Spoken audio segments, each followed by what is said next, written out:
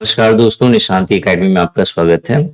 अभी अभी जितने सारे बच्चों ने फॉर्म फिल करा हुआ है, आई थिंक 300 समथिंग स्टूडेंट्स ने फॉर्म फिल करा हुआ है। उसके बिहाफ पर अब जब वीडियो बना रहा हूँ तो 400 के आसपास हो गया होगा। ठीक है, तो उसके बिहाफ पे मैं आपको जो FSSAI असिस्टेंट री एग्जाम का जो कट ऑफ है वो मैं आपको बताने चाह रहा हूँ।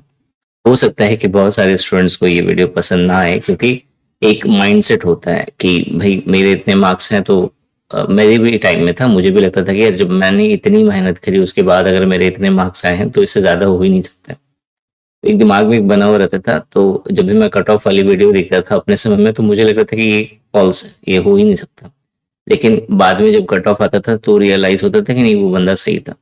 ठीक है, तो यहाँ भी वही चीज है। तो हो सकता है कि आपको कुछ चीजें यहाँ पे डीमोटिवेट करें, लेकिन डीमोटिवेट होना नहीं है। मार्क्स सभी के अच्छे होते हैं क्योंकि वो जिस जैसा पढ़ते हैं, जैसा उनका प्रिपरेशन हुआ है उसी के बिहाफ पे वो बनता है। ठीक है, सो बिना विलंब किए हम लोग आते हैं पॉइंट पे। ठीक है, सबसे पहले समझो कि टोटल वैकेंसी मात्र 41 थी। ठीक है, ये एक ट्रूथ है, एक फैक्ट है जिसे सबको एक्सेप्ट करना पड़ेगा। और इसके अंदर कैटेगरी अगर हम लोग समझें तो एक तो है यूआर की कैटेगरी, जनरल की कैटेगरी, इसके बाद है ओबीसी, और एक है मेरा एससी, एक है एसटी और एक है ईडब्ल्यूएस।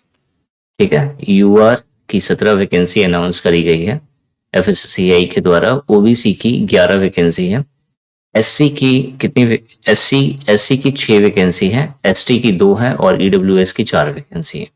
ठीक है, तो इस तरीके से डिवाइडेड है आपका कैटेगरी वाइज पोस्ट। अब जितने सारे स्टूडेंट्स ने यहाँ पे फॉर्म फिल करा हुआ है, ठीक है, इस पे अगर आप देखोगे कि 390 से लेकर के 393 में बहुत स्टूडेंट है, बहुत ज्यादा भरे पड़े।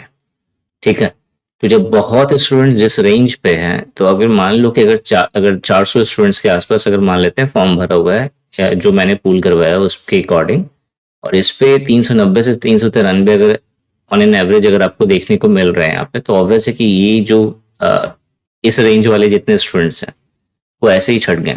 कारण क्या है? क्योंकि 17 वैकेंसी है, वैकेंसी कम है, तो ये ऑटोमेटिक जो है रेस से बाहर हो गए। वीडियो हो सकता है आप डिसलाइक कर दोगे क्योंकि मैं फैक्ट पे बात कर रहा हूँ। ठीक है, डीमोटिवेट नहीं कर होना है, मार्क्स आपके अच्छे हैं। ठीक है, यहाँ पे वैकेंसी कम है तो ऑब्वियस है कि देखो दो चीजें होती है, दो इंपॉर्टेंट चीजें होती है। एक होता है कि आपका प्रिपरेशन किस लेवल का है, और जो दूसरा है कि सिलेक्शन आप ले पाते हो या नहीं ले पाते हो। तो प्रिपरेशन लेना, किसी एग्जाम को क्लियर करना, ये आपके हाथ में होता है। सिलेक्शन लेना वो डिपेंड करता है कि वैकेंसीज कितनी है, वो हमारे हाथ में नहीं होता। ठीक है, तो चूंकि 10 टाइम्स ज्यादा बुलाया जाएगा तो हो सकता है कि आप कट ऑफ क्लियर कर लो। ठीक है, 390 से 393 के बीच में अगर आपके मार्क्स हैं तो हो सकता है कि आपका कट ऑफ क्लियर हो जाए, आपको आगे प्रोसेस के लिए बुलाया जाए। लेकिन चूंकि नेक्स्ट कोई प्रोसेस है नहीं यहाँ पे, आपको डायरेक्ट डीवी के लिए बुलाया जाएगा, तो ऑब्वियस है कि ये वाला जो सेक्शन होगा ये छट जाएगा। एक बच्चा, अभी तक जितने सारे स्टूडेंट ने फॉर्म फिल करा है उसमें जनरल कैटेगरी की मैं बात कर रहा हूँ। ठीक है, जनरल कैटेगरी पे एक बच्चा है जिसका स्कोर 400 प्लस है। ठीक है, सिर्फ एक स्टूडेंट है। 400 पे 3 स्टूडेंट्स हैं, और 397 पे एक स्टूडेंट है, 396 पे एक स्टूडेंट है। ठीक है, और तो आप देखो कि अगर 400 स्टूडेंट्स में अगर इतने हैं तो कुछ तो ऐसे होंगे जिन्होंने अभी तक वीडियो नहीं देखी है, जिन्हें लग रहा होगा यार ठीक है 400 प्लस मेरा स्कोर हो रहा है, या 400 समथिंग मेरा स्कोर हो रहा है, या 400 मेरा स्कोर हो रहा है, तो जो होना होगा होगा।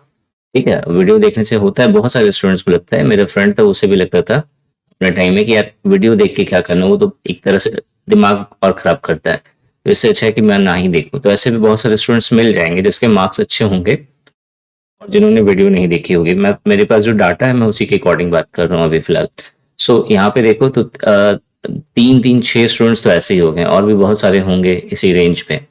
तो ओवरऑल अगर देखा जाए तो अगर मैं जनरल की बात करूं, ठीक है, जनरल की बात करूं, तो इस जनरल कैटेगरी में जिसके 392 से लेकर के 395 के बीच में बन रहा है। ठीक है, ठीक है, अब आप बोलोगे सर 392 क्यों बोल रहे हो, तो देखो थोड़ा सा 19-20 होता है।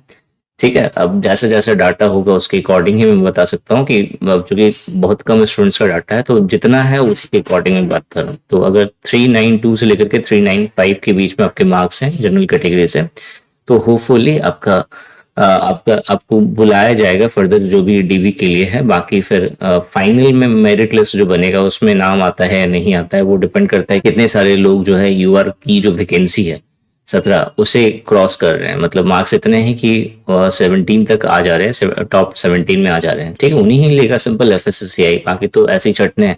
इसका मतलब ये नहीं कि वो डल स्टूडेंट्स हैं, they are very meritorious students, but चूंकि वैकेंसी इतनी है तो क्या किया जा सकता है। ठीक है, ओबीसी वाला थोड़ा इंटरेस्टिंग है यहाँ पे। ओबीसी जो है चूंकि बहुत ज्यादा डिफरेंस नहीं है यहाँ पे जनरल से, और जो मैक्सिमम मार्क्स जिन्होंने फिल करा हुआ है ओबीसी कैटेगरी से वो है 396। ठीक है, 396 मार्क्स जो है मैक्सिमम लेकर के आया हुआ है बच्चा। अगेन 390 पे बहुत सारे ओबीसी कैंडिडेट हैं, 390, 391। ठीक है, तो आपको बहुत ज्यादा डिफरेंस देखने को नहीं मिलेगा यूआर और ओबीसी के कट ऑफ में। ठीक है, अगर आप इसका 392 से लेकर के 395 आप रेंज लेके चल रहे हो इस पे, तो ओबीसी वाला जो केस होगा इस पे बहुत ज्यादा डिफरेंस नहीं देखने को मिलेगा। 90 से लेकर के 92 आप मान सकते हो, 392 इसी के बीच में जो है ओबीसी जो है वो देखने को मिलेगा। ओबीसी का कट ऑफ बहुत मतलब डिफरेंस नहीं होगा यूआर से, आसपास ही देखने को मिलेगा। ठीक है, एससी की बात करें तो एससी की टोटल 6 वैकेंसी ही है। ठीक है, अब चूंकि एससी एसटी में मार्क्स थोड़े से कम होंगे, लेकिन चूंकि वैकेंसी बहुत कम है, एसटी वाला तो बहुत ही कम है। ठीक है, 2 वैकेंसी है। तो एससी के लिए जो है आप देखो कि जो मैक्सिमम लाने वाला बच्चा है वो है 367। ठीक है, मैं लिख दे रहा हूँ यहाँ पे, एससी में जो जिसने मैक्सिमम स्कोर किया है वो है 367। तो और 360 जो है आप देखो यहाँ पे 355 से लेकर के 362 पे बहुत सारे स्टूडेंट्स हैं। बहुत सारे मतलब बहुत सारे यहाँ पे जो डाटा है मैं आपको उसके अकॉर्डिंग अगर बात करूं तो 362 पे 4 स्टूडेंट्स हैं आसपास। ठीक है, तो ऑन एन एवरेज आप मान के चल सकते हो कि अगर एससी में किसी का अगर 360 है, ठीक है, एससी कैटेगरी में किसी का 360 है तो वो बहुत आराम से मतलब वो क्वालिफाई हो सकता है। तो 360 ऑन एन एवरेज लेकर के चलो आप कि अगर 360 अगर आपके मार्क्स हैं एससी कैटेगरी में या उससे ज्यादा है तो आपका सिलेक्शन हो सकता है। ठीक है, एसटी की बात करें तो एसटी की 2 वैकेंसी है, और एसटी के लिए जो है मैं आपको डायरेक्टली बता रहा हूँ कि 331। ठीक है, 331 331 मार्क्स है, या फिर इससे ज्यादा है तो आप आराम से आपका सिलेक्शन हो सकता है। और ईडब्ल्यूएस में अगर आपके 370 मार्क्स बन रहे हैं या 370 प्लस बन रहे हैं तो फिर चांसेस है कि आपका हो जाएगा।